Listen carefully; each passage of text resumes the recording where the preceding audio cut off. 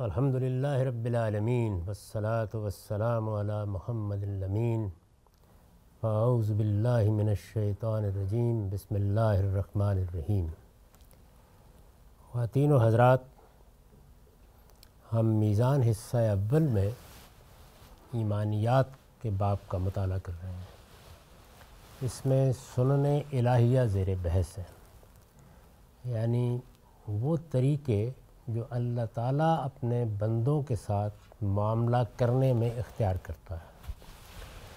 اس میں ہدایت و ضلالت کا قانون زیر بحث ہے، یعنی اللہ تعالیٰ ہدایت کس قانون کے تحت دیتے ہیں اور گمراہی میں انسان کس قانون کے مطابق مبتلا ہوتا ہے۔ یہ بات کہاں سے پیدا ہوئی؟ ہم چونکہ یہ پہلے دیکھ چکے ہیں کہ انہی سنن میں ایک بڑی سنت ابتلا کی سنت ہے، یعنی یہ دنیا جس قانون پر بنائی گئی ہے وہ یہ نہیں ہے کہ عالم کے پروردگار نے عدل پر، انصاف پر ایک ابدی دنیا قائم کر دی ہے یا ایک متعین وقت کے ساتھ ایک دنیا وجود پذیر کر دی ہے۔ اس کے بالکل برخلاف یہ دنیا عارضی اصول پر قائم ہوئی ہے اور ابتلا کے قانون پر قائم کی گئی ہے۔ اس کے بعد وہ دنیا ہے کہ جس کو انصاف اور عدل پر قائم کیا جائے گا۔ یہ بات اللہ تعالیٰ نے اپنے پیغمبروں کے ذریعے سے ہر لحاظ سے واضح کی ہے۔ اب ظاہر ہے کہ جب ابتلا ہے تو پھر ابتلا کے بارے میں یہ زیر بحث آئے گا کہ یہ کیسے ہوگا۔ صحیح راستہ اختیار کریں گے تو یہ ہدایت کا راستہ ہے، غلط راستے پر جائیں گے تو یہ ضلالت یا گمراہی کا راستہ ہے۔ اس کا قانون کیا ہے، یعنی وہ کیسے حاصل ہوتی ہے؟ تو اس میں بہت سی چیزیں ہم نے پڑھ لی۔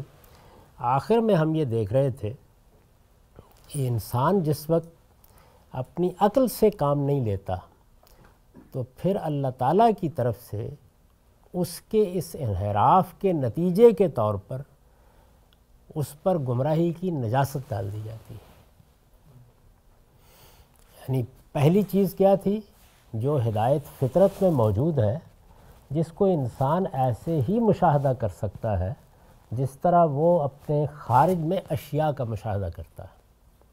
جیسے میں اس میز کو دیکھ رہا ہوں، اس کمرے کو دیکھ رہا ہوں، اس عالم کو دیکھ رہا ہوں، بالکل اسی طرح جب اپنے باطن میں جھانکتا ہوں تو وہاں میں اس ہدایت کو بھی دیکھتا ہوں جو میری فطرت میں ودیعت کی گئی ہے، تاہم وہ تعینات کی شکل میں نہیں ہوتی، اس کو ابھی الفاظ کا جامہ پہننا ہوتا ہے۔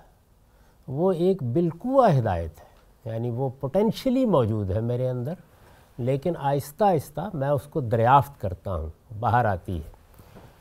دریافت کرنے کے لیے ضروری ہے کہ میں اس کی قدر کروں۔ قدر کرنے کا مطلب یہ ہے کہ یہ سمجھوں کہ یہ ایک نعمت ہے جو مجھے دی گئی ہے اور مجھے اس نعمت کو پانے کی جدوجہد کرنی ہے۔ یعنی قدر کروں تو ظاہر ہے قدر افزائی کیسے ہوگی؟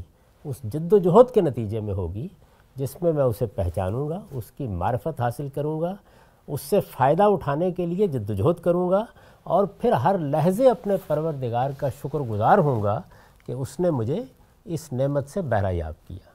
اس کے نتیجے میں ایک عمل شروع ہوتا ہے اور ہر قدم پر اس میں کچھ مجھے کرنا ہے بحیثیت انسان، اور اس کے لازمی نتیجے کے طور پر عنایت ہونی ہے پروردگار کی طرف سے۔ یہ ہے اصل میں ہدایت کا قانون۔ تو اس کے جو بڑے بڑے سٹیپ ہیں، یعنی یہ اصل میں تو بالکل اسی طرح کام کر رہا ہے جس طرح بیج کے پھوٹنے کے لیے ہوا اور پانی کام کر رہے ہیں، لیکن اس کے بڑے بڑے مقامات کو قرآن مجید نے بتایا ہے۔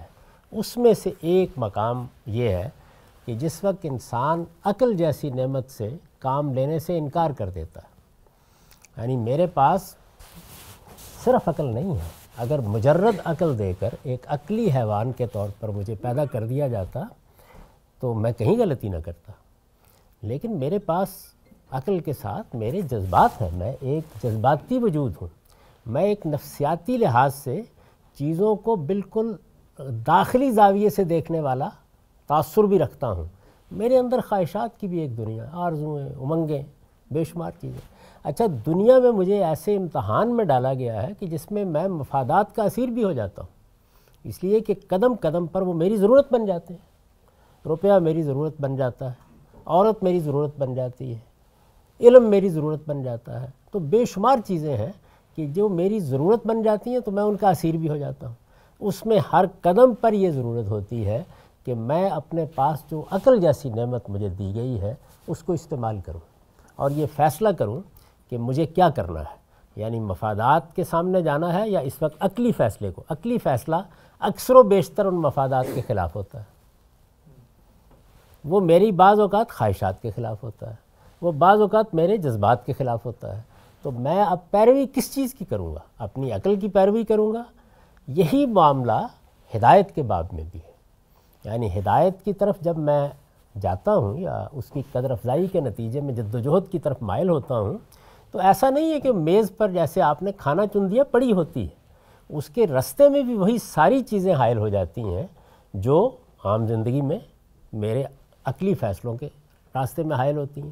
وہی خواہشات، وہی مفادات، وہی جذبات، وہی رغبات، وہ پھر میرا دامن پکڑتی ہیں۔ اس موقع پر مجھے عقل کے فیصلے کو قبول کرنا ہوتا ہے۔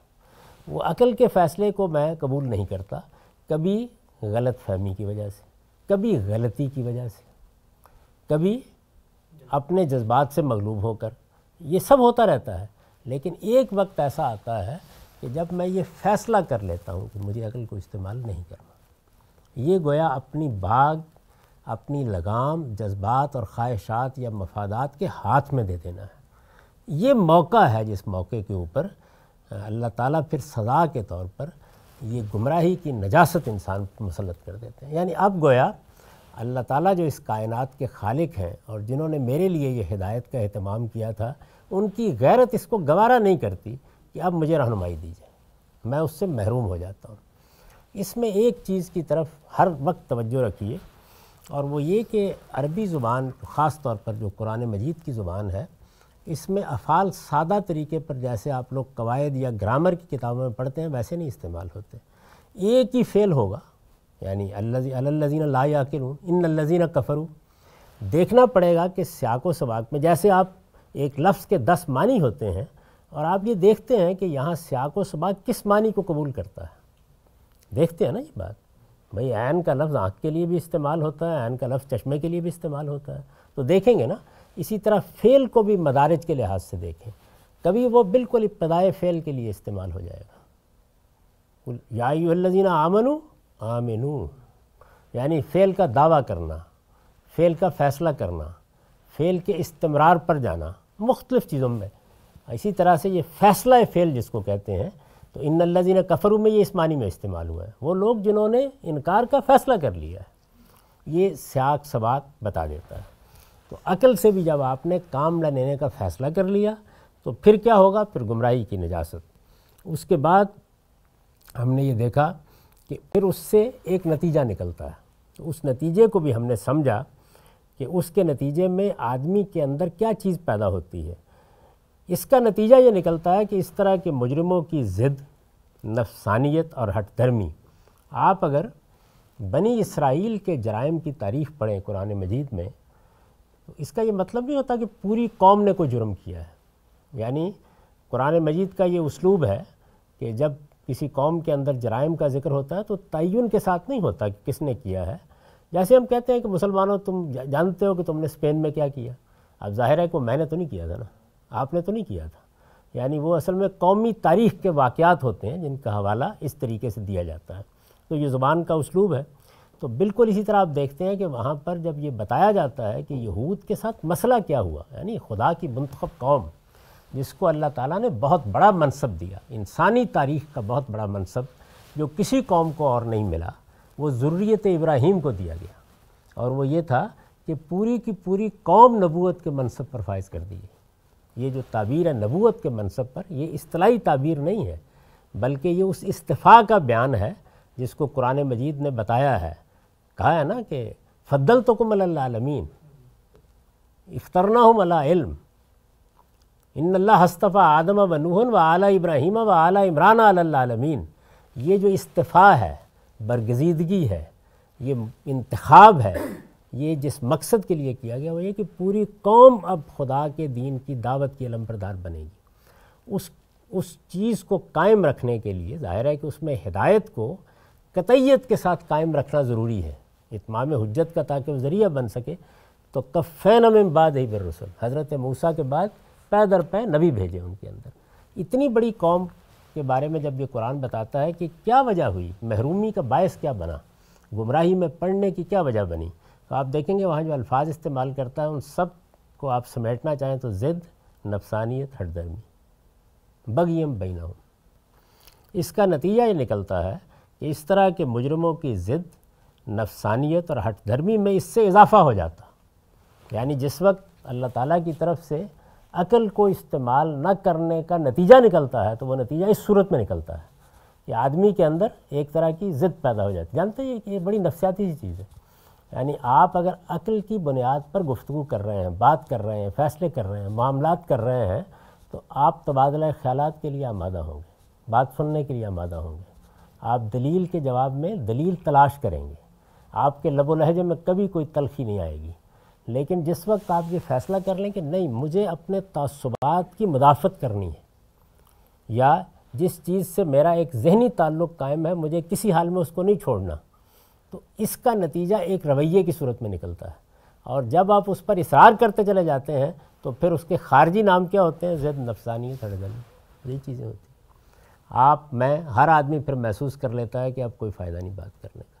قرآن مجید اس طرح کے موقع کے اوپر یہ کہتا ہے کہ اعرض عن الجاہلین، اب آپ اعراض کر جائیے، اب بات کرنے کا کوئی فائدہ نہیں، اور وہ صحیح طریقے پر سوچنے سمجھنے کی صلاحیت سے محروم ہو جاتا ہے۔ صحیح طریقے پر سوچنے سمجھنے کا صحیح طریقہ کیا ہے؟ آپ پرنسپل سے چلیں گے اور تفریعات کو اخذ کرتے چلے جائیں گے، یہ صحیح طریقے سے سوچنا ہے۔ یعنی آپ نے پہلے یہ طے کیا کہ آپ کے پاس وجودی علم کتنا ہے۔ وجودی علم کیا ہوتا ہے؟ یعنی وہ کہ جو آپ کو دے دیا گیا ہے اس دنیا میں، اس سے آپ کے بنیادی مقدمات بن جاتے ہیں، یعنی جو بیسک پریمسز ہیں وہ اس سے وجود میں آ جاتے ہیں۔ اب اس سے تفریعات نکلنی ہے علمی اور عقلی طریقے پر، یہ صحیح طریقہ ہوگا۔ غلط طریقہ کیا ہے؟ آپ نے اس بنیاد کا انالیسز ہی نہیں کیا کہ وہ کہاں کھڑی ہے، اور تفریعات کو علم سمجھ لیا ہے، تو جیسے ہی وہ چیلنج ہوں گی تو اس کا لازمی نتیجہ کیا نکلے گا؟ آپ نے جو کسر بنا رکھا ہے وہ متزلزل ہو جائے گا۔ اس سے انسان کو بڑی محبت ہوتی ہے، اس سے پھر کچھ نتائج نکلتے ہیں۔ تو یہ قرآن مجید بتا رہا ہے کہ وہ نتائج جو ہیں وہ رسالت مآب صلی اللہ علیہ وسلم کے مخاطبین کے ہاں نکل آئے ہیں، یہاں تک کہ اس جرم کی پاداش میں بالآخر اللہ ان کے دلوں پر مہر کر دیتا ہے۔ یعنی پہلے ایک نجاست پڑی، اس سے ایک ضد، نفسانیت، ہٹ درمی کا رویہ پیدا ہوا، اس نے صحیح طریقے پر سوچنے سمجھنے کی صلاحیت سے آدمی کو محروم کیا۔ اس محرومی پر اصرار جب بڑھ گیا تو اس کے نتیجے میں اللہ تعالیٰ مہر لگا دیتے ہیں، خاتمہ ہو گیا اس کا۔ ان الذین کفروا سواء علیہم انذرتہم ام لم تنذرہم لا یؤمنون ختم اللہ علی قلوبہم وعلی سمعہم وعلی ابصارہم غشاوہ ولہم عذاب عظیم۔ اب ظاہر ہے کہ یہ ایک گروہ ہے، رسالت مآب صلی اللہ علیہ وسلم کے سامنے جو لوگ ہیں ان کے ساتھ ایک معاملہ ہوا ہے۔ جو معاملہ ہوا ہے اس میں کوئی تخصیص پیدا نہیں کی جا سکتی، یعنی ان کے ہاں کفر پر اصرار ہوا ہے۔ جو باعث بنا ہے وہ یہ ہے کہ پیغمبر کی طرف سے دعوت کے نتیجے میں حق پوری طرح واضح ہو گیا ہے، تو حق کا وضوح جب بھی ہو جائے اور اصرار اس کے مقابلے میں جب اس طریقے سے سامنے آئے گا یہ قانون روب عمل ہو جائے گا۔ چنانچہ قرآن مجید اس کو مختلف پیرایوں میں بیان کرتا ہے، فلما زاغوا ازاغ اللہ قلوبہم۔ اب ظاہر ہے کہ یہ بنی اسرائیل کے بارے میں فرمایا ہے، تو یہ کوئی ایک کسی جگہ بیان نہیں ہوا، جگہ جگہ اس کو ایک لا، ایک قانون، ایک سنت کے طور پر بیان کیا ہے۔ اس کا ترجمہ میں نے پڑھ دیا تھا۔ اس کے برخلاف جن لوگوں نے اس کتاب کو نہ ماننے کا فیصلہ کر لیا ہے، یہاں پر دیکھیے اس کتاب کو یہ ضروری ہوتا ہے کہ قرآن مجید میں جو افعال استعمال ہوتے ہیں ان کے مفعول کو آپ سیاق و سباق سے نکالیں۔ یہ قرآن کی عربی زبان کی خصوصیت ہے کہ وہ اس کو omit کر دیتا ہے۔ اوپر سے بحث کیا چلی ہے؟ سورہ بقرہ ہے نا، یہ 6 7ویں آیت ہے، ذالک الکتاب لا ریب فیہ ھدی للمتقین، یعنی یہ کتاب ہے، اس میں تو کوئی شبہ ہی نہیں ہے کہ یہ اللہ کی کتاب ہے، لیکن یہ ہدایت کن لوگوں کے لیے بنی ہے؟ یہ دیکھو تمہارے سامنے ان کے رویے کیا ہیں، ان کا انداز کیا ہے۔ ان الذین کفروا، اب ظاہر ہے کہ یہ کون ہیں منکرین؟ جنہوں نے کتاب کو نہ ماننے کا فیصلہ کر لیا ہے۔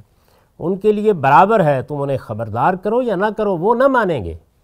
ان کے دلوں اور کانوں پر اب اللہ نے اپنے قانون کے مطابق مہر لگا دی ہے، اور ان کی آنکھوں پر پردہ ہے، اور قیامت کے دن ایک بڑا عذاب ہے جو ان کے لیے منتظر ہے۔ یعنی یہ واقعہ اب ہو گیا ہے، پہلے ان کو مہلت دی گئی، پہلے ان کو موقع دیا گیا، اب یہ معاملہ ہو گیا ہے۔ پیغمبر کو انہی لوگوں کو انذار کرنے اور خبردار کرنے کے لیے کھڑا کیا گیا تھا۔ یہ بات پہلے دن نہیں کہہ دی گئی، جب خبردار کرنے اور انذار کرنے پر ایک مدت گزر گئی ہے، اب یہ کہا جا رہا ہے کہ جن لوگوں نے یہ فیصلہ کر لیا ہے اب برابر ہے، یعنی اب آپ کا خبردار کرنا، آپ کا توجہ دلانا، آپ کا دعوت دینا، اس سے کوئی فرق ہی نہیں پڑے گا، جو مرضی کہتے رہیے۔ ایک دوسری جگہ فرمایا ہے، یہ سورہ انعام ہے، یہ 6 سورہ ہے، 109 سے 110 آیت ہے۔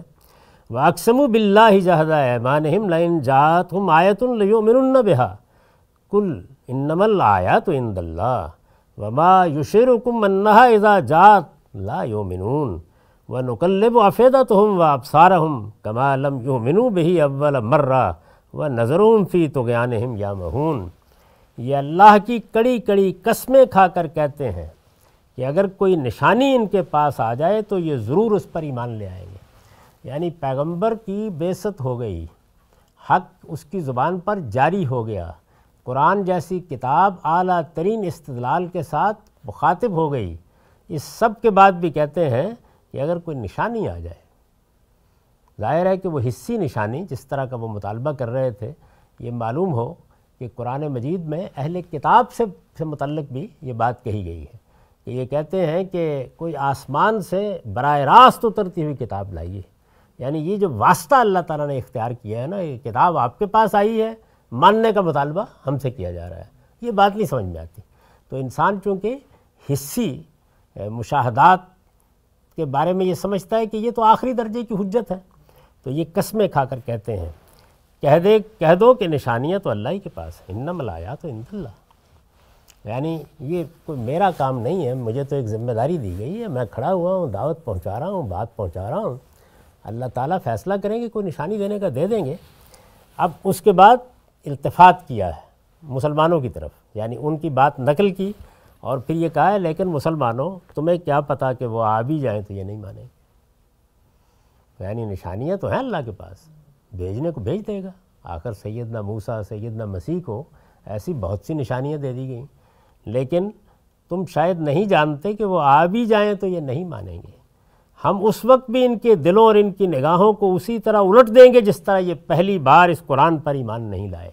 یعنی اللہ تعالیٰ جب یہ چیزیں گزر جاتی ہیں، حقائق واضح ہو گئے، استدلال متعین ہو گیا، دل و دماغ نے مان لیا، اعتراض کی کوئی گنجائش باقی نہیں رہی، یہ صرف ضد اور ڈرمی ہے جس کی وجہ سے آپ انکار کرتے چلے جاتے ہیں، تو پھر فرمایا کہ پھر جس طرح اب نگاہیں الٹ گئی ہیں اس وقت بھی الٹ جائیں گی۔ یہ اس کا لازمی نتیجہ ہے جس کو بیان کیا، اور ان کی سرکشی میں انہیں بھٹکتا ہوا چھوڑ دیں گے۔ اب باعث کیا ہے وہ پھر واضح کیا، فی طغیانہم یعمہون، یعنی یہ سرکشی ہے انسان کی، یہ اس کا استکبار ہے۔ تو جس طرح استکبار، سرکشی اور انانیت، اس کا پتہ دیا تھا نا، جب معاف کیجیے، اس کا پتہ دیا تھا آدم کو جب فرشتوں سے کہا گیا کہ سجدہ ریز ہو جائیے۔ لوگ کہتے ہیں کہ اس کا نتیجہ یہ نکلا کہ فرشتوں کو اللہ تعالیٰ نے یہ بتا دیا کہ یہ تم سے برتر مخلوق ہے۔ ایسا نہیں ہے، فرشتے برتر مخلوق تھے، فرشتے برتر مخلوق ہیں۔ ایک برتر مخلوق سے کہا گیا کہ میرے حکم پر سر بسجدہ ہو جائے۔ ابلیس نے استدلال کیا اس کے مقابلے میں، اور استدلال کیا کہ اگر آپ خلقت کے مادے کے لحاظ سے دیکھیں تو میں برتر ہوں۔ اچھا، اب یہ ظاہر ہے کہ یہ بھی ظاہری علم پر استدلال ہے نا۔ اب ہم جیسے عام انسانوں کو یہ معلوم ہو گیا ہے کہ مادہ توانائی میں تبدیل ہو جاتا ہے اور توانائی مادے میں تبدیل ہو جاتی ہے، تو اپنی حقیقت کے لحاظ سے کوئی بھی برتر نہیں ہے، لیکن بہرحال انسان استدلال کر لیتا ہے۔ تو استدلال کیا اس نے، فرشتوں نے یہ بحث ہی نہیں چھیڑی، پروردگار کا حکم ہے، ہماری جو بھی حیثیت ہو، ہمارا جو بھی مقام ہو، فرشتوں کا مقام کیا ہے اور ان کی حیثیت کیا ہے، اس کو کبھی جاننا ہو تو قرآن مجید کے ان مقامات کو دیکھیے جہاں جبریل امین کا تعارف کرایا جاتا ہے، یعنی کیا ہستی ہے۔ یہ کبھی ان الفاظ کو ذرا غور کے ساتھ پڑھیے، مطاعن سما امین، یعنی یہ کوئی معمولی درجہ نہیں ہے، یعنی ملائے اعلیٰ میں اس کا حکم مانا جاتا ہے۔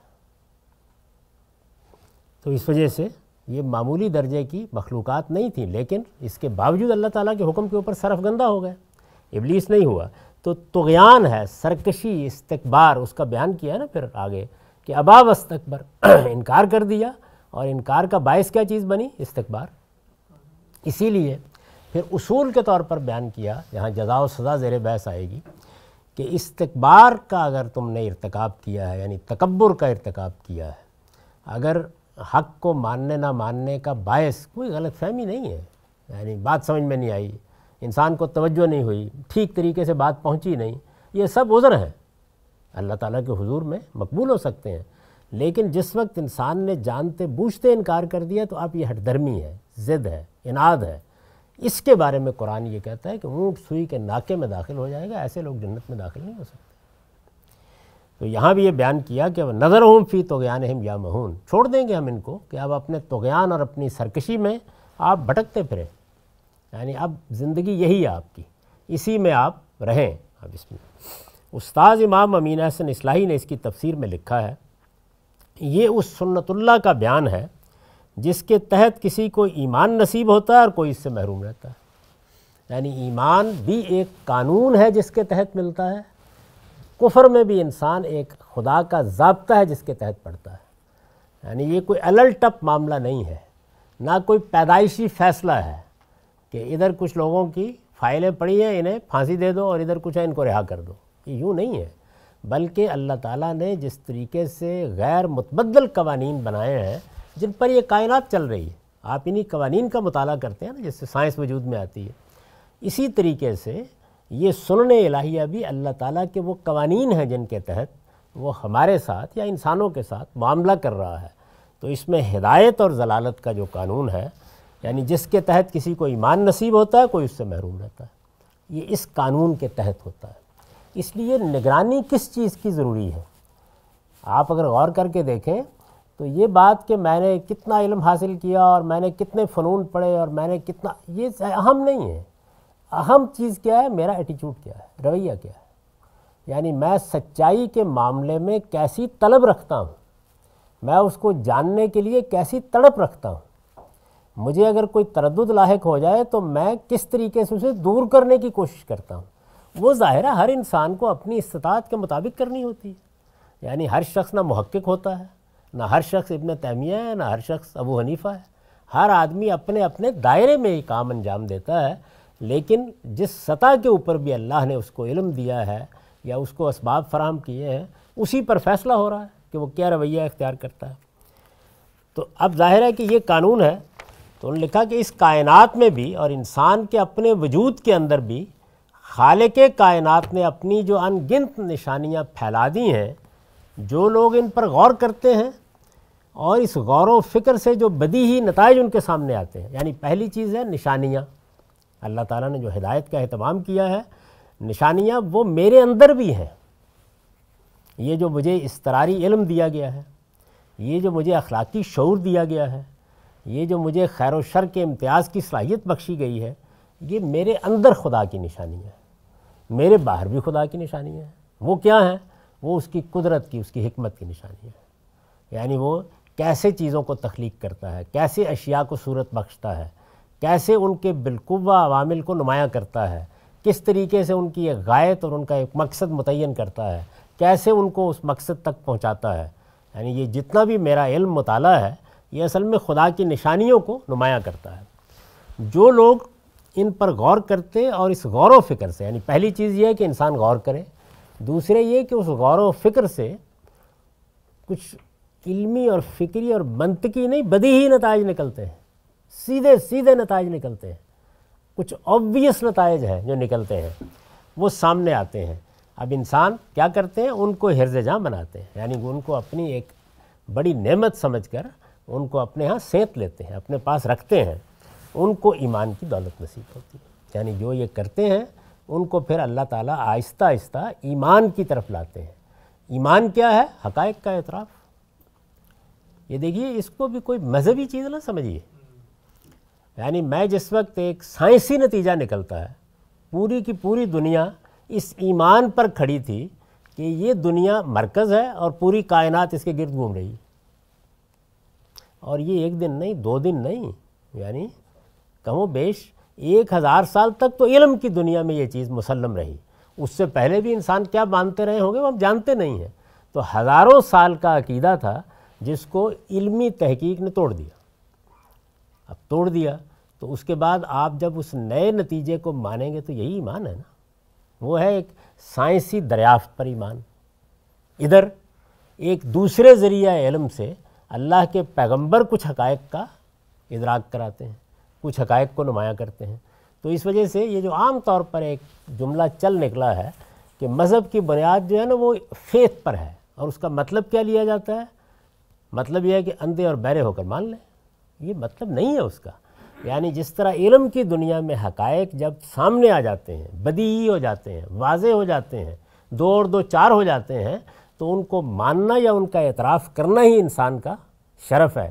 بالکل اسی طریقے سے صرف ذریعہ علم کا فرق ہے۔ یعنی وہاں تجربے اور مشاہدے سے کچھ حقائق واضح ہوئے، یہاں انبیاء علیہم السلام کے استدلال سے کچھ حقائق واضح ہوئے۔ تو یہاں پر بھی وہی صورتحال ہے، جب وہ چیز واضح ہو گئی تو اب ایمان تو یہ ملتا ہے۔ اس کے برعکس جو لوگ یہ تمام نشانیاں دیکھنے کے باوجود اندھے بہرے بنے، یعنی نہیں توجہ ہوئی اور اپنی خود پرستیوں میں مگن رہے۔ یہ خود پرستی جو ہے یہ ایک بڑی ہی خوبصورت تعبیر ہے انسان کے ایٹیچیوڈ اور رویے کی۔ یعنی وہ خود پرستی میں انسان صرف یہ نہیں ہے کہ اپنے ساتھ محبت کرتا ہے، نہیں، اپنے اثاثہ علمی کے ساتھ بھی محبت کرتا ہے، اپنے آباء کی دی ہوئی میراث کے ساتھ بھی محبت کرتا ہے، اپنے قومی مفاخرت کے پہلوؤں کے ساتھ بھی محبت کرتا ہے۔ تو جس وقت کوئی حق اس کے خلاف آتا ہے، وہ حق علم کے کسی شعبے سے آ جائے، سب سے پہلی چوٹ کس پر پڑتی ہے؟ اپنے اوپر۔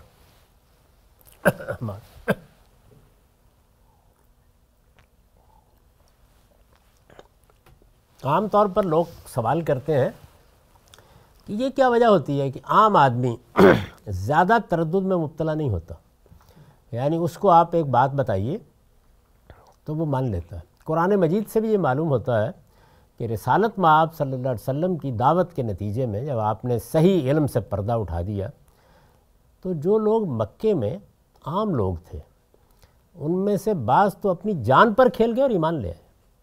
یعنی یہ کوئی معمولی معاملہ نہیں تھا، غلام تھے، کمزور تھے، مارے کھائیں انہوں نے، ایمان لے آئے۔ ایک بہت بڑی تعداد، اور قرآن نے اس کی شہادت دی ہے، ایمان نہیں لائی لیکن ایمان لا چکی تھی۔ ایمان نہیں لائی کا مطلب کیا؟ یعنی اس نے اقرار تو نہیں کیا حضور کے ہجرت کرنے سے پہلے، بلکہ ایک لمبے عرصے تک بعد میں بھی۔ قرآن مجید صلح حدیبیہ کے موقع پر یہ کہتا ہے کہ ایک بڑی تعداد موجود ہے اندر جس نے اپنے ایمان کا اظہار نہیں کیا لیکن مان چکی۔ عام آدمی تو اس سے گزر جاتا ہے۔ یہ جو بڑے علماء، بڑے لیڈر، رہنما ہوتے ہیں، وجہ کیا ہے؟ اس وجہ سے کہ خود پرستی وہاں پر ایک انفرادی دائرے کے اندر ہوتی ہے، یہاں وہ اپنی تاریخ بنا چکی ہوتی ہے۔ میں عالم ہوں، میرے بہت معتقد ہیں، میرا اپنا نقطہ نظر ہے، میرے اکابر کی ایک تاریخ ہے، اس کے اندر میں نے کچھ کمٹمنٹ کی ہیں سوسائٹی کے ساتھ، وہ باتیں کہی ہیں، اب کھڑے ہو کر اعتراف کروں کہ میں غلط تھا، تو گویا خود پرستی یہاں پر آخری درجے میں نمودار ہو جاتی ہے۔ اس سے پناہ مانگنی چاہیے اللہ تعالیٰ کی۔ جی، آپ سے ایک سوال پیدا ہوتا ہے کہ یہ جو خود پرستی آپ نے کہا، یہ بھی تو ہو سکتا ہے کہ وہ کیونکہ ایسا جو عالم ہے یا جو ایسا شخص ہے وہ کیونکہ سوچتا ہے، عقل کو استعمال کرتا ہے، وہ اس چیز پہ بضد ہے اس کی عقل کہ وہی مجھے بھی اور شواہد چاہیے مجھے اس کو ماننے کے لیے، اور کوئی لاجک چاہیے۔ ہم اکثر دیکھتے ہیں آج کل کی دنیا میں جو پڑھے لکھے لوگ ہیں، وہ جو مسلم نہیں ہیں، جو سائنس سے تعلق ہے، وہ اس چیز کو، عقل کو استعمال کرتے ہیں۔ وہ عقل کو استعمال کر کے کہتے ہیں کہ مرنے کے بعد کیسے دوبارہ بندہ زندہ ہو سکتا ہے، یہ عقل نہیں اس کو قبول۔ عقل کی ایک حد ہے نا، تو اگر آپ عقل کو ہی ہدایت کا ذریعہ بنا لیں تو پھر یہ چیزوں کو کیسے آپ اس کی کچھ وضاحت فرمائیں؟ نہیں دیکھیے، یہاں تو رویہ زیر بحث ہے. یہاں جو چیز زیر بحث ہے وہ یہ ہے کہ انسان اللہ تعالیٰ کی طرف سے اس عذاب سے کب دوچار ہو جاتا ہے کہ جب اللہ اس کی عقل پر نجاست ڈال دیتے ہیں. عقلی سوال اٹھانا کوئی بری چیز نہیں ہے. عقلی طور پر چیزوں کو سمجھنے کے لیے بیتاب ہونا یہ رویہ ہے جو زیر بحث ہے. یہاں بتایا جا رہا ہے کہ آپ ہو سکتا ہے کہ غلط فہمی مبتلا ہیں، آپ تلاش کر رہے ہیں، آپ بھاگ رہے ہیں، آپ جاننا چاہتے ہیں اور اس میں زندگی گزر جائے. آپ اسی جگہ پہ کھڑے رہیں جہاں پر رسالت مآب صلی اللہ علیہ وسلم نے ایک سوال کے جواب میں فرمایا کہ وہ لوگ کھڑے تھے کہ جو کعبے کی دیوار سے ٹیک لگا کے بیٹھے ہوتے تھے اور کہتے تھے کہ مالک یہ تو معلوم ہو گیا کہ یہ سب غلط ہے، ٹھیک کیا ہے؟ وہ ابھی واضح نہیں ہوا. یہ تو ہو سکتا ہے، لیکن یہاں جو چیز زیر بحث ہے وہ یہ ہے کہ وہ کون سا موقع ہوتا ہے. اس کو آپ انسان کے ایٹیچیوڈ میں دیکھ سکتے ہیں. یعنی آپ عقلی چیزوں پر اصرار کرنے والوں سے بے عقلی کی بات سننا شروع کر دیتے ہیں.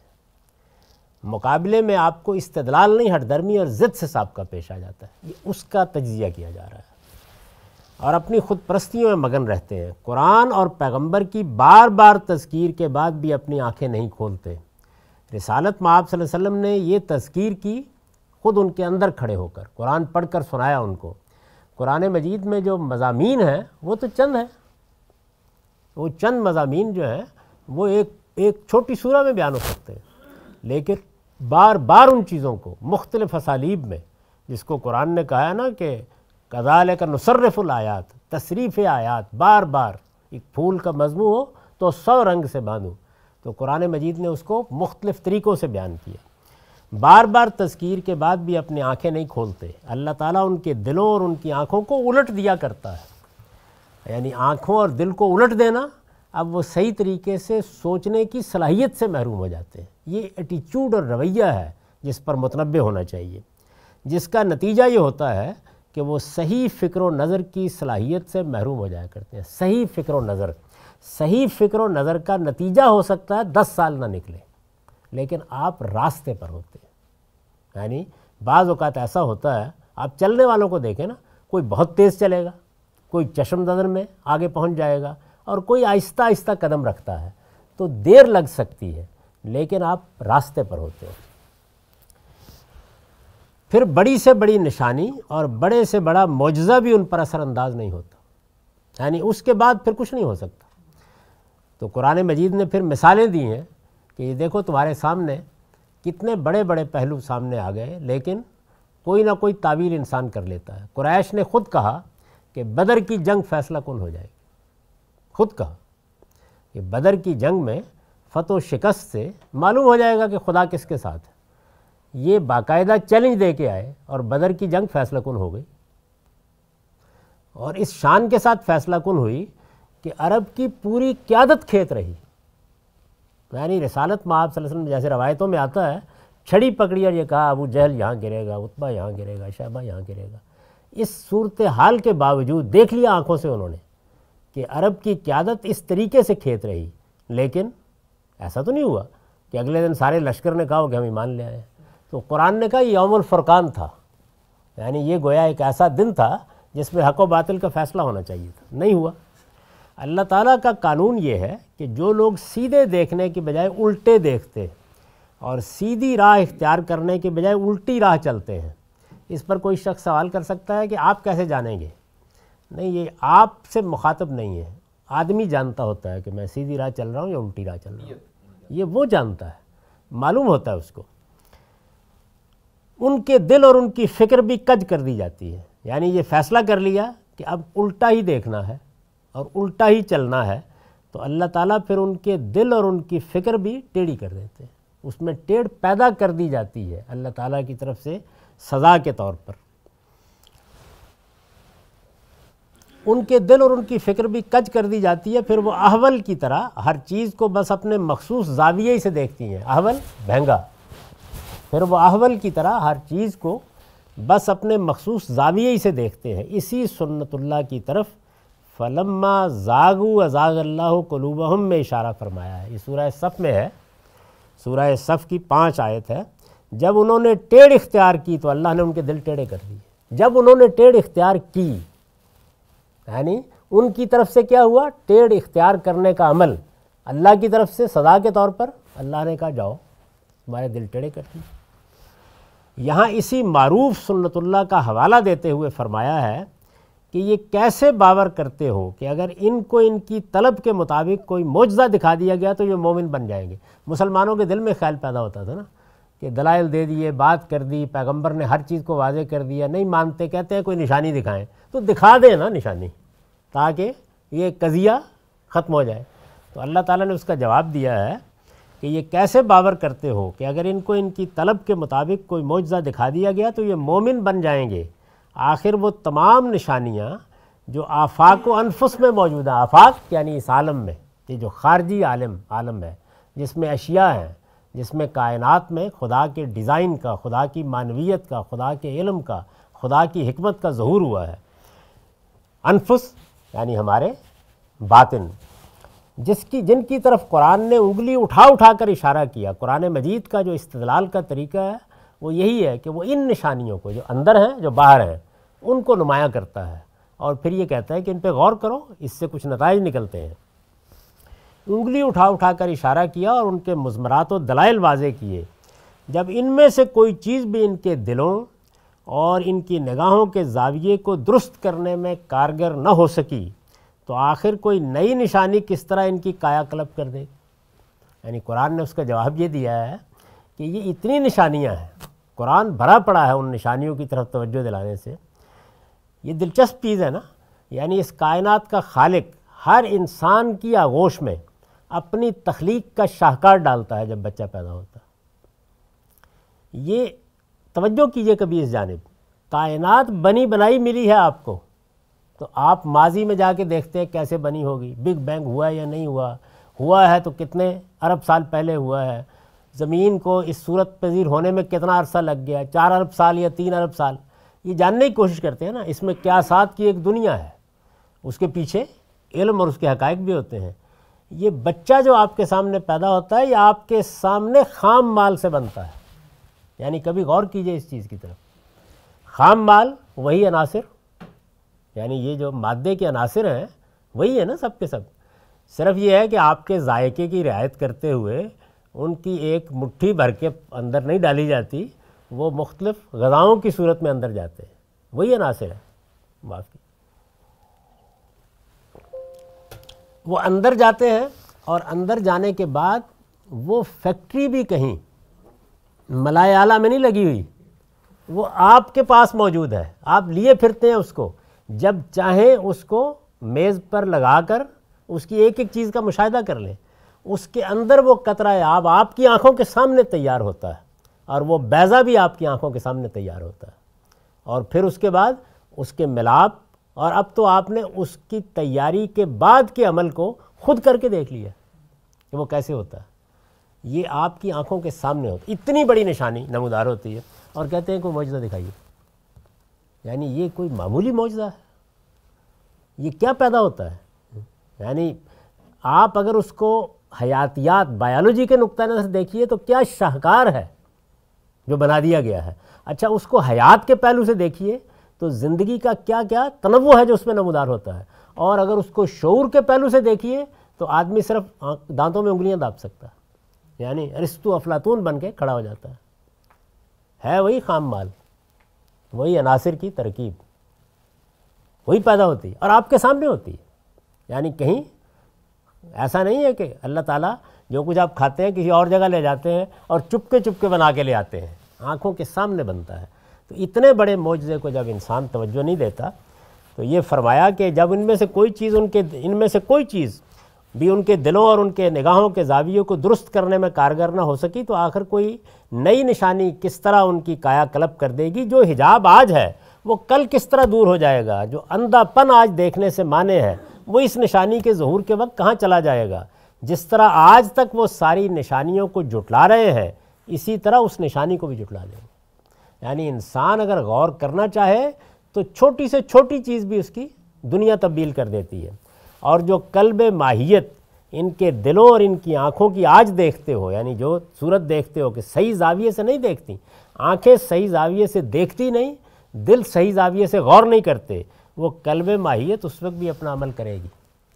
یعنی جو صورتحال ان کی الٹ پلٹ کے ہو چکی ہے، سیدھے نہیں رہے ہوئے، قلب ماہیت یعنی صورتحال تبدیل ہو چکی ہے، الٹ چکی ہے، تو یہ الٹے ہوئے دماغ جو آج دیکھتے ہو وہ کل سیدھے ہو جائیں گے. تو ہم یہاں تک پہنچ گئے، اور اس کے ساتھ ہی یہ جو سنت اللہ ہے اس کا بیان بھی ختم ہوا. آگے ہم انشاءاللہ اگلی نشست میں بات کریں گے. اقول قولی ھذا واستغفر اللہ لی ولکم ولسائر المسلمین.